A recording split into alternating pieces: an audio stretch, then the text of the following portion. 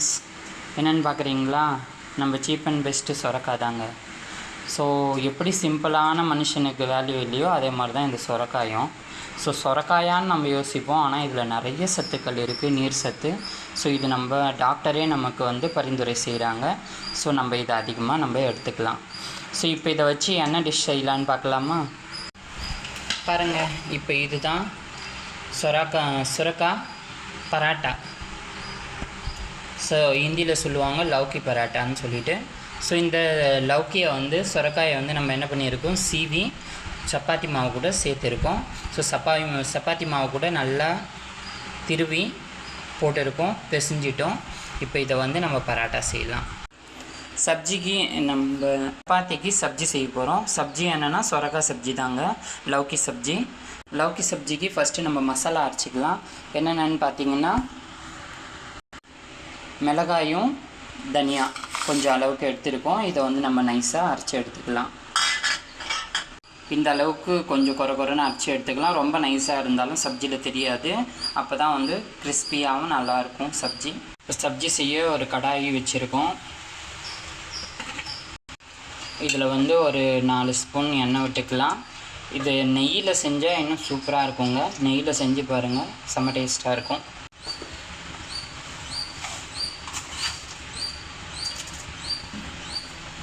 கொஞ்சம் கடுகு போட்டுக்கலாம்.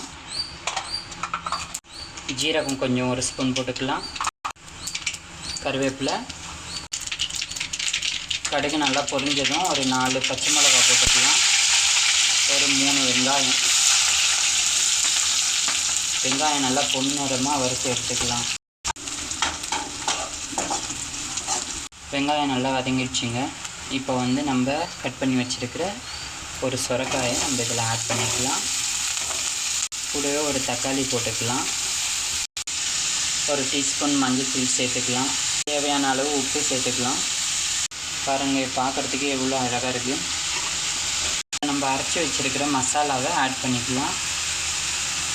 டிஷ்லேயே சூப்பரானது இது தாங்க. நம்ம வேர்க்கடலையே கொஞ்சம் அரைப்பாதியாக பொடி பண்ணி இதில் ஆட் பண்ணணும்னு வச்சுக்கோங்க. ஸோ மசாலா கூட சேர்ந்து அந்த வேர்க்கடலையும் செமையாக இருக்கும். சப்ஜி சூப்பராக இருக்கும். நீங்களும் செஞ்சு பாருங்கள். 1 டீஸ்பூன் ஜீரகத்தூள், 1 டீஸ்பூன் மிளகுத்தூள் நம்ம இதில் ஆட் பண்ணிக்கலாம். மசாலாவுக்கு நல்லாயிருக்கும். இது ஒரு 2 நிமிஷம் வேகட்டுன்னு விட்டுடலாம். இப்போ தாங்க நம்ம மெயின் டிஷ்ஷு.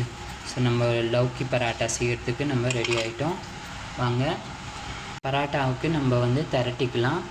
ஃபஸ்ட்டு கொஞ்சம் மாவு எடுத்து ரவுண்டாக உருட்டி எடுத்துக்கலாம். நம்ம பராட்டா மட்டும் சப்பாத்தி மாதிரி கொஞ்சம் மெலிசாக இருக்காதுங்க, கொஞ்சம் கனமாக தான் நம்ம வாட்ட வேண்டியிருக்கும். அப்போ தான் பராட்டா நல்லாயிருக்கும். பராட்டா நம்ம இன்றைக்கி லௌக்கியை அப்படியே இதில் சீவி போட்டுட்டோம். அதே மாதிரி நம்ம மூடி பராட்டா, ஆலு பராட்டா, கேரட் பராட்டா, பீட்ரூட் பராட்டா, இது மாதிரி நம்ம டெய்லி ஒவ்வொரு டிஷ்ஷு நம்ம குழந்தைங்களுக்கு லஞ்சில் கொடுத்து அனுப்புனா அந்த சப்ஜியும் உள்ளே போகும்.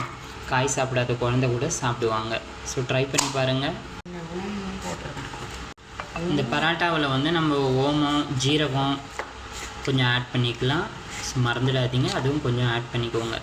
இதில் கஸ்தூரி மேத்தி கூட போட்டிங்கன்னா நல்லாயிருக்கும். பராட்டாவுக்கு ட்ரை பண்ணி பாருங்கள். நம்மளுடைய பராட்டா நம்ம திரட்டிக்கிட்டோம்.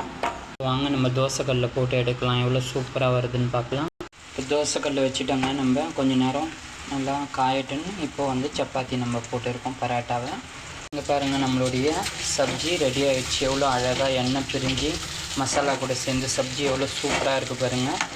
இது தோசை, இட்லி, சாதம், சப்பாத்தி எல்லாத்துக்குமே சைட் டிஷ் சூப்பராக இருக்குங்க. ட்ரை பண்ணி பாருங்கள். எவ்வளோ அழகாக இருக்குது பாருங்கள். சப்ஜியோடைய மசாலாவும் எண்ணெயும் தனியாக பிரிஞ்சு சூப்பராக இருக்குங்க. டேஸ்ட்டும் நல்லா இருக்குது. ட்ரை பண்ணி பாருங்கள். இப்போ திருப்பி போட்டுக்கலாம். இன்னொரு பக்கமும் திருப்பி போட்டு இப்போது நம்ம நெய் சேர்த்துக்கலாம்.